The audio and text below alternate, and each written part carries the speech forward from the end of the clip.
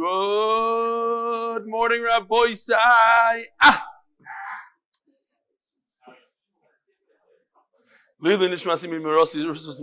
Anything to get a little tension.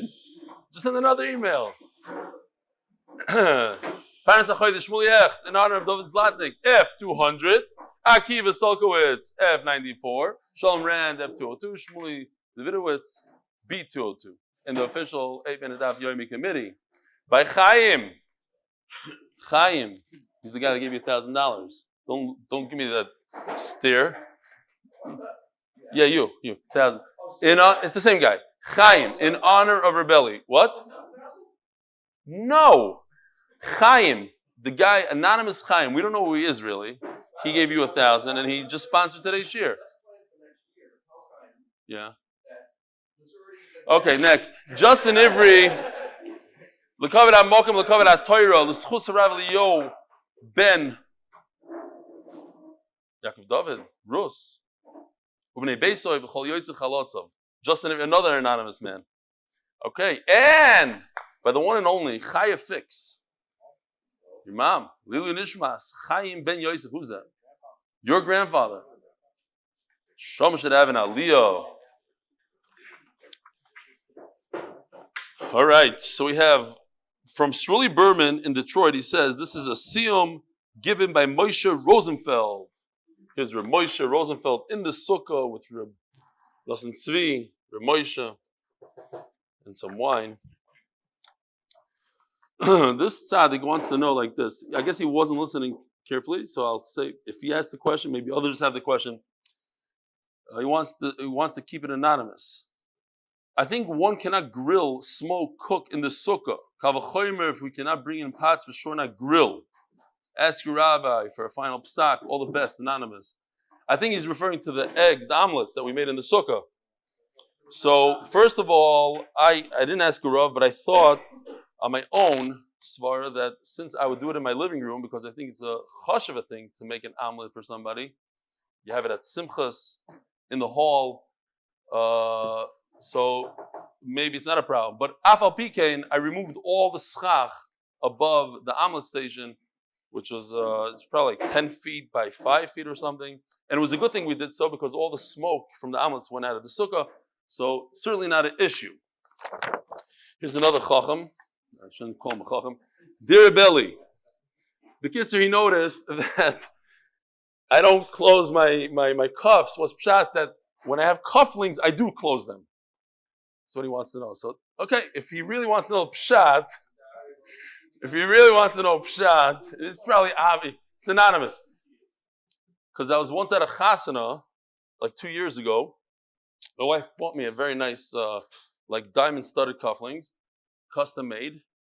And I was at a chasana, and one of my cufflinks, because I didn't close my sleeve properly, it fell off. And we searched, and my son-in-law found it. So we sent it in to repair. And by the time it came back, the other cufflink got lost. And then they got divorced. Seriously. So I don't know if that was a simon. I don't know, like Sean was saying, the cufflinks got divorced, the people from the wedding got divorced. It was a split. The whole thing. So anyways, now you know why I closed it. If you need to know. It was a simon.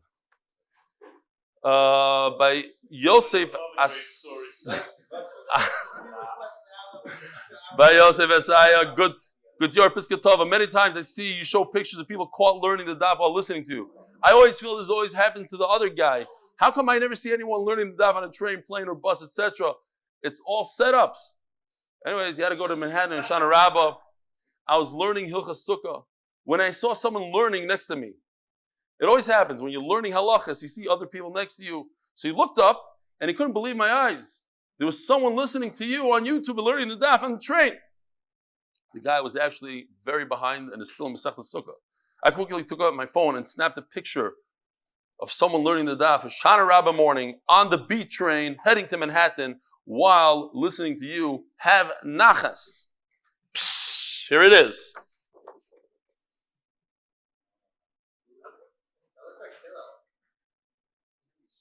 It looks like he's sleeping. No, but he just caught him. Maybe I was saying a boring thing there. Okay. It's for sure not a setup, because if it was a setup, his eyes would be open. Okay. What do you got here? What's on your phone? I didn't see what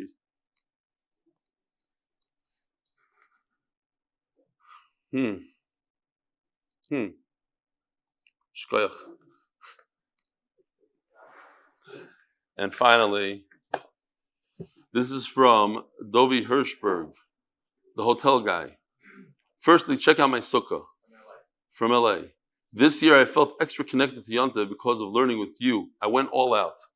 No joke here. Rabbi say, next year, Beitzah Hashem, my sukkah is going to look something different than it did this. Look at this.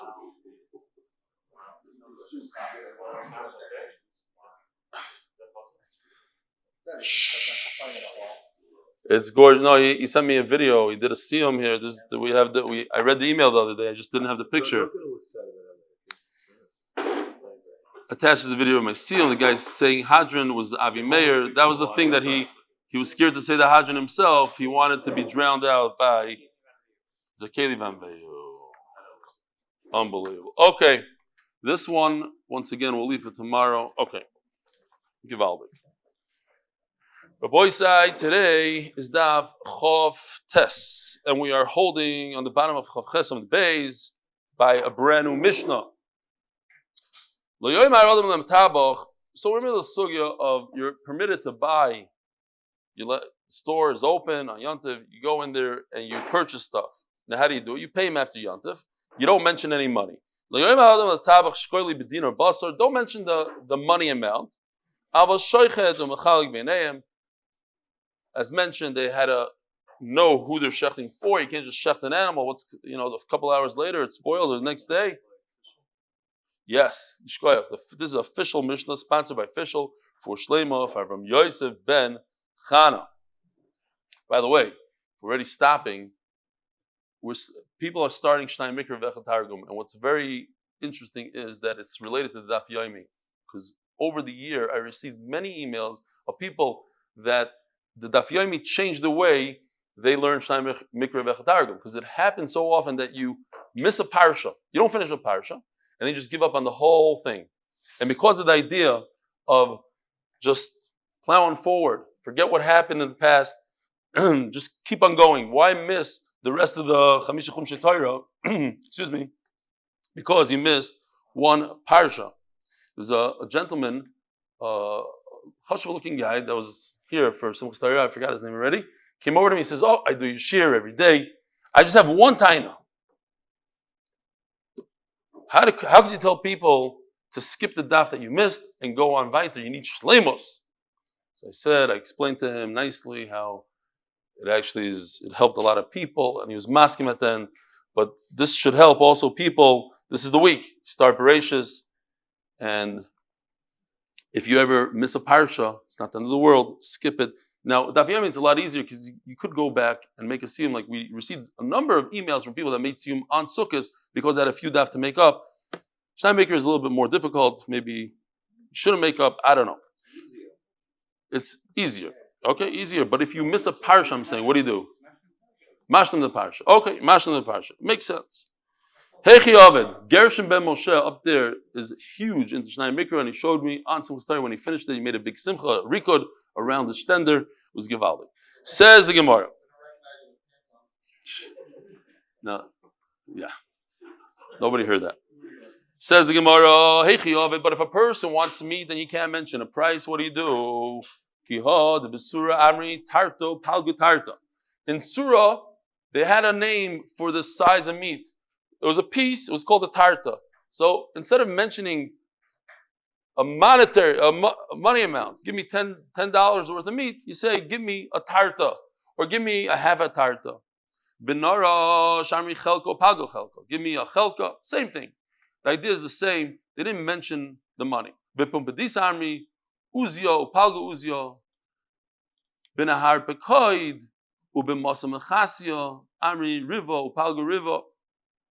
Now, what's pshat in all these names? So, brought to mind a Gevaldic story, which I haven't said in a while. It's kedai to say. But I was looking for the book. I bought this book just for the story, and I couldn't find the book. I saw it the whole year. I didn't need it. And today, I couldn't find it. Look, spent 10 minutes. Somebody probably borrowed it or something. Reb Isser Zalman Meltzer, during the curfew in Yerushalayim, there was a British mandate, if you went out past a certain hour, they could literally kill you. He shows up, and the reason why I need the book is I need the names. It was the 3 Rosh Hashivas of Hebron. Shows up at one of the Rosh Hashivas, who happened to be his nephew. In the middle of the night, knocks on the door, and this is the Rosh Hashiva of Hebron saying over by the Hesped on Reb Isser Zalman Meltzer. He said, look at his Ahavas HaTorah. In the middle of the night, knock on the door. He says, Uncle, what are you doing here? It's Sakaras Nefesh. He says, listen, I had a major kash on the Rambam. I need help. So they started going back and forth. Finally, he said, murder the Gepshat. Now I can go back and learn. So he said, but at least stay here. No. I got to go home. So the Rebbitzin of Reb Isser Zalman Meltzer said, that's not what happened. What happened was that Reb Isser Zalman Meltzer wanted to print a sefer, and he asked the printer to print, and he said, no, it's going to take another half a year, there's people in front of you. The printer came to him and said, look, somebody just canceled. If you could give me the manuscript, right, tomorrow morning, I'll print it. So he went through it real quickly, and he noticed that there's 2 questions in the sefer that his nephews asked him. But the third nephew, this other Rosh Hashiva from Hebron, is not in the sefer. So he didn't want to insult him. So he went, it wasn't about Torah, she said. It was about Midas. He went and risked his life, so to speak, knocked on his door, and forced him into saying a good pshat. He kept on muching him. No, but what's pshat? There, okay. And then in the sefer he writes, and my choshev nephew, and then he had to run back home because he had to continue the manuscript. He couldn't stay there overnight. They gave it to Reb Isser Zalman Meltzer. I'm just saying maybe. What does it say? In Narash, in Surah, in Pumbedisa? We mention everybody. Everybody shouldn't, the guys in Pumbedisa shouldn't feel left out. Says the Mishnah. No, not such a great Mishnah. Tenuous connection. Anything. He likes the connection. You don't like the connection. So I once had a story, and Nachman Seltzer didn't like the connection, but Dovid finds that it's a gewaltige connection. So what do you see from here? Some people are smarter than others. That's it.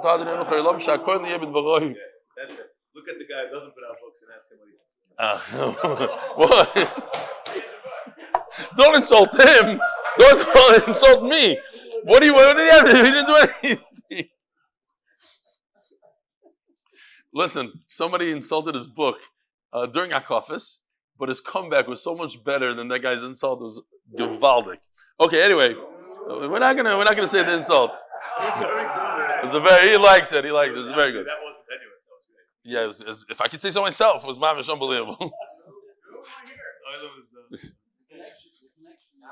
The connection. If you want to hear the connection, Rabbi Schoenberg has a connection. Yeah, what?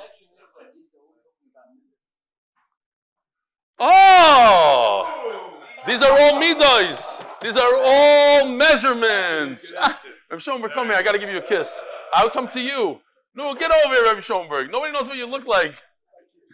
You got to zoom in on Rabbi Schoenberg, Gary, if you have a chance. What a tzaddik. Oh, here he is. Rabbi Schoenberg, look at Gary. Turn the other way. Oh, okay. Gewaldig. See? This wouldn't have happened if I was sitting in my dining room by myself. Eli, he wants to know what That's Lashon Hara. No, not tonight. But it was very good. It was very, very good. Says the Mishnah, sponsored by official Refuas Shlema Braina Bas Yentadvar. Oimer Odom L'Chaveroi Maleli Klize Avaloi B'Mida. You can't do B'Mida. So the Gemara is going to explain what B'Mida means, but you can tell him, you see this jug, fill it up. Rabbi Yehuda Oimer Imhaya Kli Shel Mida Lo Yimalenu. So we have to see what Rabbi Yehuda argues on Lo B'Mida. It says Lo B'Mida, then comes Rabbi Yehuda and says, don't use a Mida. Maisa ba'Abashol ben Batnis. There's a story with Abashol, the son of Batnis. He, as the Gemara is going to explain, we'll see when we get to the Gemara. I don't want to ruin it, but it's a beautiful yesod. He would fill up all the jugs, the bottles before Yontif, and then when people came to the store on Yontif, I guess it was a thing, no refrigeration. Think about it. You needed some fresh wine, whatever it was, oil. You went to the store on Yontif, just grabbed it, and obviously you had to pay the person after Yontif. Abba Shol Oimer. Now it's interesting. There's a story with Abba Shol ben Batnis, and I believe this is somebody else. Abba Shol Oimer Av b'moyed oisekain. I'm pretty sure at 99.9, because he's explaining Abba Shol ben Batnis that he did it because of birurei hamidos. Birurei hamidos means when you, it's not the same. Okay, good. It's muchach from the Mishnah. When you pour the wine, I did not see that, by the way, but it's pashut. The wine foams up. So he wanted to be prepared. He didn't want to rip off the clients. He fills up. I have here with me. You fill up one of these, right? You put it up to here, and you start pouring into the guy's jug. But like Coca-Cola, quarter of the cup becomes foam. So he stops pouring. He says, "Okay, go." The guy goes home, and all of a sudden it goes all the way down. So he just stole from the guy. He started out with, he thought he's going to sell him one of these, and it turns out he only sold him X amount. And the Gemara at the end is going to say he had so much left over from these birurei, he was able to accumulate 300 barrels worth.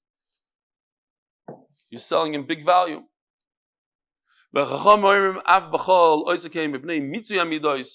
means that if you're selling something like oil, the oil sticks to the side of your measuring cup, so you'd have to sit there like for 5 minutes to get all the oil out, and nobody wants to wait for that, so they would leaving him with some oil in the kli, and same idea. So Mela has nothing to do with measuring on Yontif. This has to do with midas, with stealing, with benol chaveroi, not so much benol hamakam of Yontif. Explains the Gemara, Ma'ava loy b'mida. You shouldn't do it with a measure. So we have a machlokes here. Shmuel and Rava. Now, I'm pretty sure the Gemara is not talking about this, but this is cool anyway. There's a special kli that's designed, the measuring cup that's designed for this purpose. I don't think it's this. I think it was just like a cup, an 8-ounce cup that everybody knows this is 8 ounces. I'll tell you why I think that in a second, but let's say it's this. Who cares? Kliya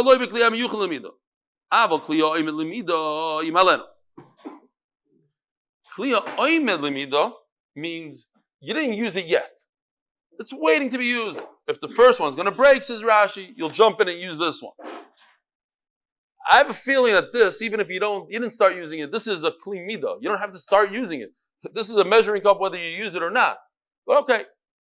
The Gemara says you start using it. You didn't use it. So then what is Reb Yehuda arguing? Reb Yehuda says, look at the lashon. We just said, don't use a midah. Don't use a measuring cup. Comes Reb Yehuda and says, don't use a measuring cup. That doesn't make any sense. What is he adding? What is he arguing? He's arguing that even one that you never used before, don't use it. We have a big freebie here. This sugya is going to be repeated basically almost word for word on a slightly different thing. When it comes to Yontiv and being happy on Yontiv, which we just finished, and we're very happy in America, they're still doing Yontiv. Rabbi Yehuda is the Chumrah. He says you can't even use a measuring cup that you never used. So he's Mr. Machmer. Rabbanan L'Kula. And Rabbanan are the ones that say that if it's a measuring cup they never use, you could use.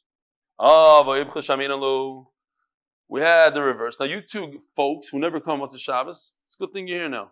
It's a handiwork. I worked hard to make this, yes. There's a pole here with the bottom, took it out, added this ring because it's from the ceiling, put this piece of meat. I couldn't get the chain over here because it's Motzei Shabbos, whatever. It's not 100. But look, yesterday we learned the halacha that you could take, instead of using a weight, you could use a knife that you know how much it weighs. You know this knife weighs 2 pounds. You use it as a weight because that's not what you do during the week. Nobody uses kalim. It's a shinui. But who said that you could use it? Rabbi Yehuda. Rabbi Yehuda is the one that said you could do this. That means he's mekel, and Rabbanan said you can't do this. They're machmer. it seems like it's the reverse of what we're saying now. Nisnan. Hakli. Ukeneged hakoipitz. This is a koipitz, a cleaver. By the way, I didn't want to forget this, but if you grew up in Eretz Yisrael, you probably know what I'm talking about. When I was a kid, I only lived in Eretz Yisrael for 3 years when I was a kid, but it was very interesting. A guy would come on a horse, and it was full of watermelons. Anybody remember this? And Avatiach would scream, Avatiach, Adomu matok ala sakin. Al sakin means you can take it and I'll let you taste it right now. Remember that? And they had a scale just like this. And he put the avatiach on one side, the watermelon, and put big giant weights on the other. All he sold is that watermelon. Yeah, remember? A horse and a wagon. Back in the day. You remember it? Who else? You remember? I think they still have it maybe in Bnei Brak. Who knows? What? Yeah.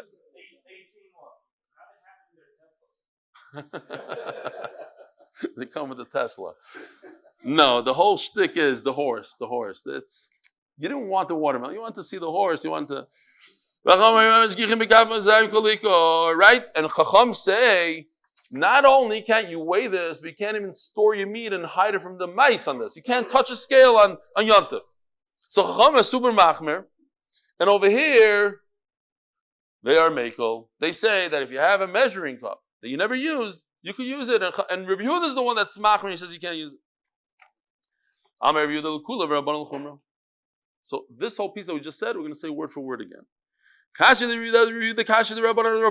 a contradiction. Says the Gemara, the Rebbe loy kashi hasam. When it comes to this, to the knife, to measure, to use it as for the scale. Nobody uses a knife. I never saw the watermelon guy pull out his giant knife and put it on the other side of the scale.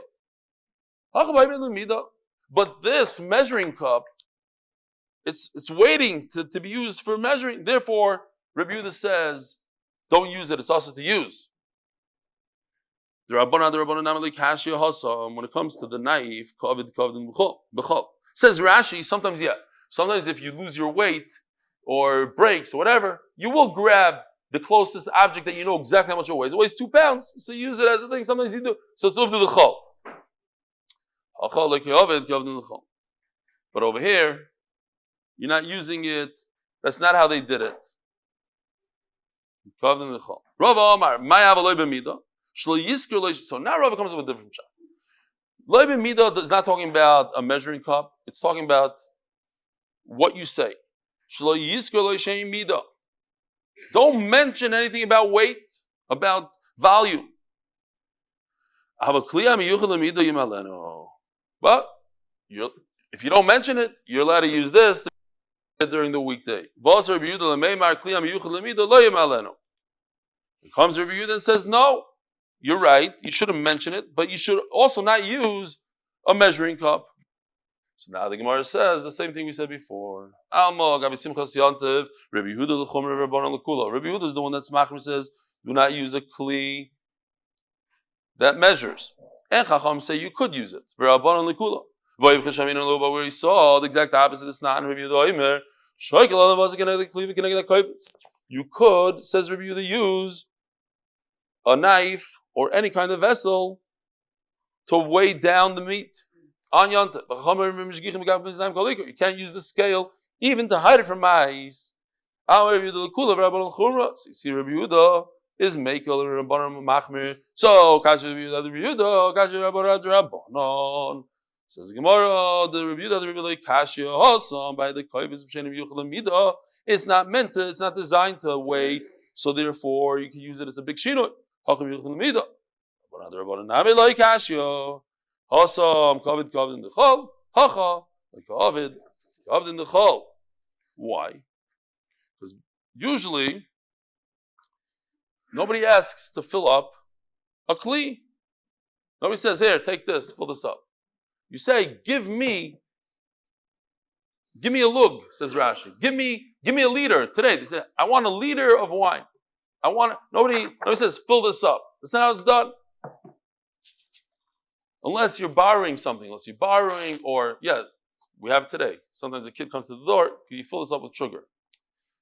Rashi says that. When you borrow or get a gift, But when you go to the store, that's not the derech. In those days, it wasn't the derech. It was give me a certain amount. Give me 2 liters, a liter. We buy soda by the liter. We don't say fill up this thing.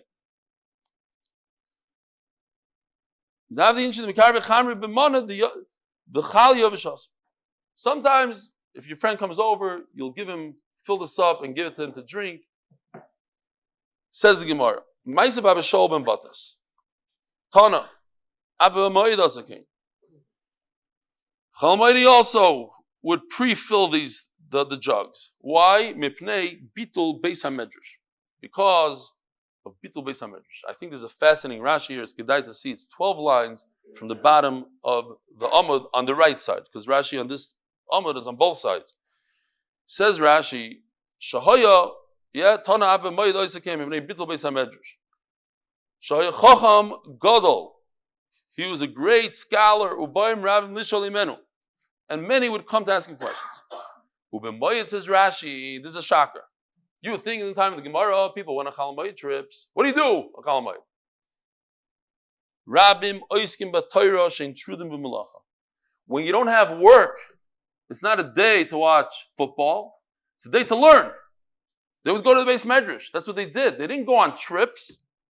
They went to the Beis Medrash. And what happens when you go to the Beis Medrash? You bump into the rabbi. Oh, I have a kasha, another kasha. So he's busy with all these kashas all day long because all these guys are coming to the Beis Medrash to learn Torah. Torah is beautiful. Things changed a little bit. On trips, it's a day off. Yeah, we're different.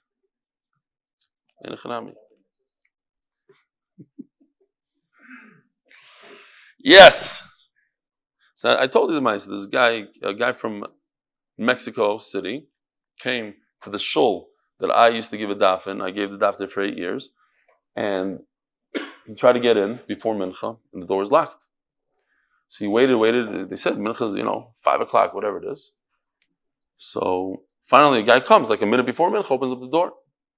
So the Eilihu comes in. He says, "Could I speak for a minute?" Okay, fine. Got up on the beam. He says, "You should all be embarrassed of yourselves. On a Sunday afternoon, the shul is locked, and there's not a single person learning Torah here until mincha. What are you guys doing? Watching football? You're making barbecues. You know that in Mexico City, you can't get a seat on Sunday. The whole Eilihu is sitting and learning. You should all be embarrassed of yourselves." I saw people crying. I saw people tears. Anyway, no. He didn't get any money.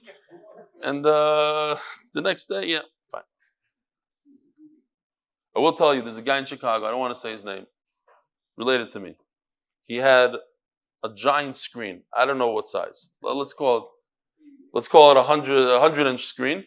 And around the screen, he had countless screens, beautiful 60-inch screens all around. And every single Sunday, the whole Eilihu would come in and watch football. Every game. And they were watching this one and that one and the whole thing. And he'd bring food. Today, the guy doesn't stop learning for a second. 7 daf a day. He got rid of all his TVs. Gone. I never had a TV like that. Mine was only 80 inches.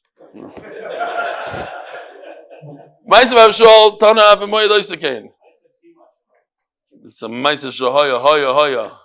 Noam could testify. Torah Rabbanon. Who kana shalish meis garbi yayin mi beruri amidos. From all the leftover wine. So again, here shalish meis. No times in Shas you have 300 barrels. Yalta broke 400 barrels. 300, 400. It means like a lashon guzman. But the point is, he had many, many barrels of wine just from the foam. Because you fill up and they would run out. Nobody has time to wait for that soda fizz to go down. They ran out and he took that fizz and he put it in his barrel. V'chaveirov and his friends also come to shalish meis garbi shemen. Here you see. What? They both got exact amount? 300, not 299? It's a lashon of, there's many barrels worth. They decided they didn't want to use it. It's not ours. Let's bring it to the Beis Hamikdash. Not necessary. What do you mean it's not necessary? But we don't want it. go and do something for the public. The Sanya, Gozav Eini Yudeli Mi Gozal. Somebody steals from the rabbin. Many people. He doesn't know from who he stole. They say it's a good idea, even B'zman Hazeh. Get some tickets, pay the city, and they'll pave the roads, they'll do something for the rabbin. Not making this up. So it says, I think, Yazbem Tzorchei Rabbin. Maininu, Omer Av Chizda, Boyrois, Shichin, Umarois. This is special for today. We can use it for the rest of Shas. A bar, a shiach is elongated, a rectangle bar, and a mara is a cave, obviously, but this is where people store water. So these are water storage facilities, something for the rabbin. People take water out of it. So give your money over there. So you don't know what to do with the wine. We don't want it here in the Beis Hamikdash. Build water storage facility. We had the Lashon before, and Rashi there didn't explain it so much. Over here, Rashi explains it better.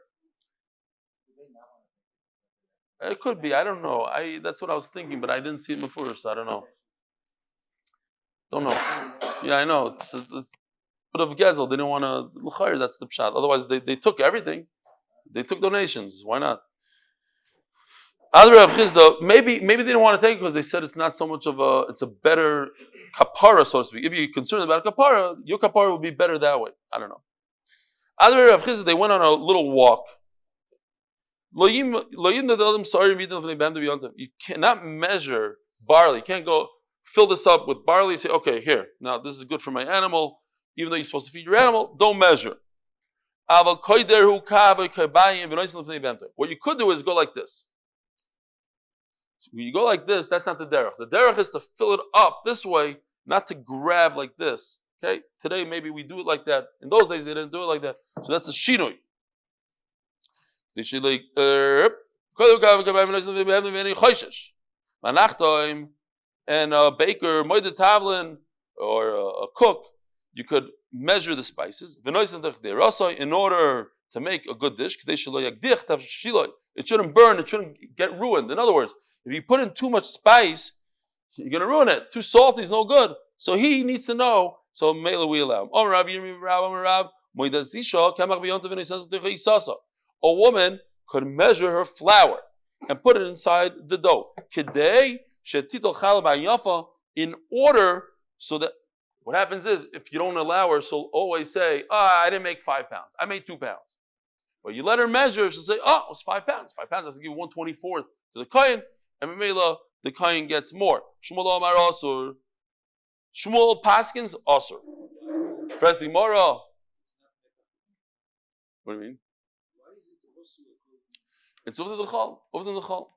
It looks like it. It looks like you're selling. It looks like you're doing something like that. That's what they did when they sold. Shmuel says Asur.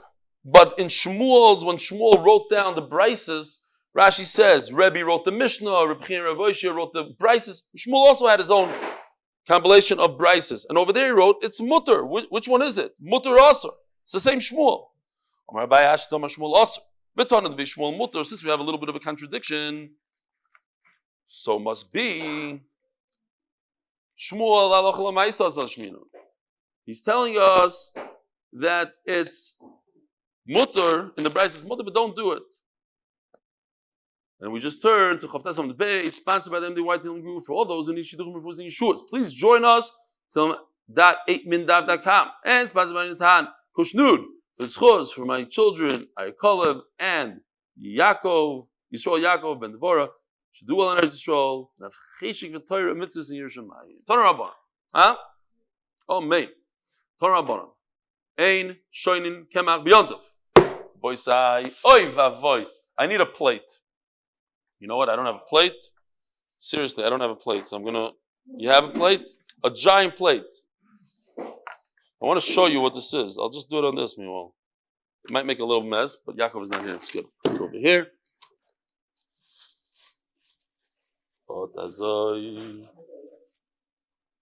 Yeah, Givalde. Here we go. Maybe. So, here we go. I want to show you what sifting is all like. 2 times sifting. Okay, you ready? This is going to be bad. Okay. It's going to make a stickle mess. Where's Yeshua? Oh. What is it? They're like this. Now, this is already sifted, Rabbi Yusai. It's already sifted. So I'm doing it for the second time. Why? It makes my dough a little fluffier.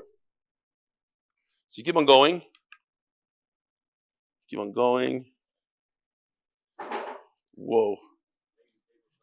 I can't believe it. You're not going to believe what I found in here.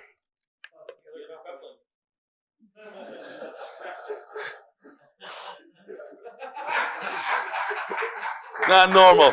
Pasha and I have been looking for this for years. Maybe they'll get back together. Who said the other cuffling? Great minds think alike. From 7 years ago. No, I'm really missing the other one, Rabbi say. So if anybody, what do you think? I want to say flowers? Stam. But anyways, this is Gishmak. It's fun. So anyway, what were we talking about? Jonathan has more schayrim for him. How are you going to fit into your whole routine? That was too shvach. All right. Anyway, but that's a shoyna. Tanur Rabbanan, ain't shoynim kenach b'yantiv. You should not do that for a second time at yantiv. Now, you're not really sifting anything. There's no stones left. So why are you doing it? You're not sifting. What's the problem with sifting? Sifting is mirakid. And mirakid is Issa D'Oraisa. Now, you could do it before Yontif, says Rashi. Well, there's other Rishonim arguing Rashi. But Rashi holds, since you could do this before Yontif, it's not like baking the bread and not having fresh bread, and that's why you do it on Yontif. This you can do before Yontif, nothing will happen. So Mela, you shouldn't re-sift it, even the second time. Mishum, Rabbi Papis, you're permitted to re-sift. If something fell in, a kafling, why? Because that you couldn't do before Yontif. It just fell in. The rack just fell in now. So now this is a tzarech oichel nefesh. Tony Danik, I made the Ravina. Ain't trying. You think the guy wrote me? I made up that email, by the way. The email with the kafling, I made up. Yeah, okay. You never saw it. It didn't exist. Ain't trying to get over Yontif. Ain't trying to get over Yontif. Have enough. I'm sorry, guys, and boy, be yodai. So you let it go and take it out with your hand. There was no divorce then. There was a divorce. There was a divorce, and I am missing the cuffling. That's why I'll take your cuffling and throw it in there. It doesn't. Oh my lay. Kolchkin the Asr. If it comes to Ilchas Boyer, we said it has to be food from within the psoilas and not the psoilas from within the food. It has to be biyad and miyad. You have to do it with your hand. Okay, so you did it with your hand, but at the end of the day, you're taking out the psoilas, you're taking out the stone from within the food, and that you cannot do. It has to be the food from the stone.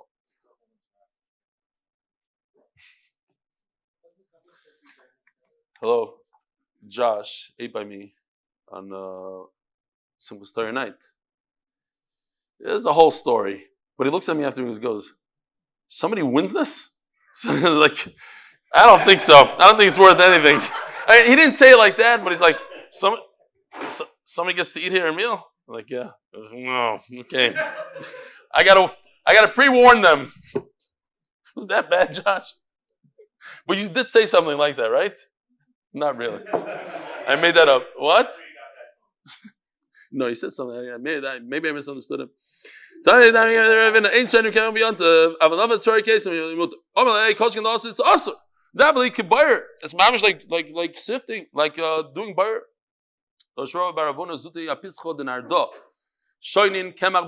He said you're allowed to sift the flour twice, the second time. Puku, get out of here. Tell my friend, says Rashi, take your favors, and throw it on the thorns. Everybody has one of these. We already know this halacha that you're allowed to sift it. We don't need your favors. The visa Rabbi Yosef Nalo Kimcha Agabed Ma'ulta. She would go like this, Rabbi Yosai. She would flip it over and sift it this way, so that's a shinui.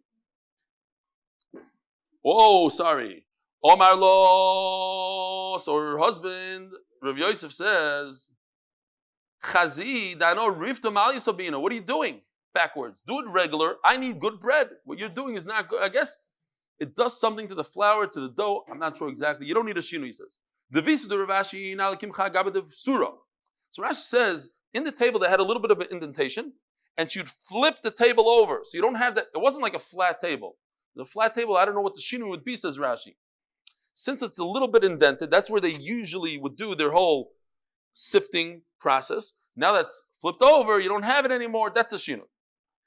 Ravashi, Hadidan, this is my wife. Rati de Rami Bar Chama. She's the daughter of a big gadol. Rami Bar Chama Mara de Uvda Havda. He was a big medaktik b'mitzvahs. Vilav the Chazim Einosha le'avavda. If not for the fact that she saw it by her father's house, and that's unbelievable. When you see kids that grow up in a Talmud Chacham's house, they know Mishnah Berurah inside out. Without ever looking at the Mishnah Berurah, they see the father did this, that. They know the halachas. Says the Mishnah, sponsored, the official Mishnah sponsored by official Refuas and Yeshuos. This is very, very simple stuff. You go to a store, that you usually go to because he'll trust you to pay him back after Yom Tov, and you tell him, tell me Beitzah, give me 10 eggs, give me 15 nuts. This is not the way to do it. We don't sell it like that. We sell it by volume, by weight, not by amount. There's no chidushim here, Rabbi Yisai. It's just repetitive lashon. We can do it in 25 seconds. You can go to your shepherd. Give me a sheep, give me a goat. You go you go to the butcher that you used to. Give me a shoulder, achas, or yorech achas, or one thigh. Patam, the guy that force feeds the birds. Give me a pigeon. You go to the baker. Give me a nice donut. 20 eggs. This is all, by the way, this is all Kabbalah. And those who do the daf 4 or 5 years, they can understand this. I don't yet. But I'm telling you it's Kabbalah. Otherwise, I have no pshat. Give me 5 egoism. Asara farsikim. V'chamisho, how many? Chamishim. 50. Asara farsikim. 10 peaches. V'chamisho rimoinim. V'esroig echod. Esroig echod. Who just sent it to me? Donnie? Who sent me this thing? Somebody sent me last night. That the esrog goes into the jam. The adasim go into the psamim. The lulav goes into where? To the fire, a chametz fire, and the araves go on top of the Aron Kodesh because they got beat up. You sent it. The Kozim Rebbe. Ubavachli Yaskele Schumida, just don't mention the amount. Reb Shimon ben Elazar Oimer Ubavachli Yaskele Schum Mekach. You can't mention money amount or volume amount. Hadran aloch ein tzodin. Hadran aloch ein tzodin. Hadran aloch ein tzodin. Have a wonderful day.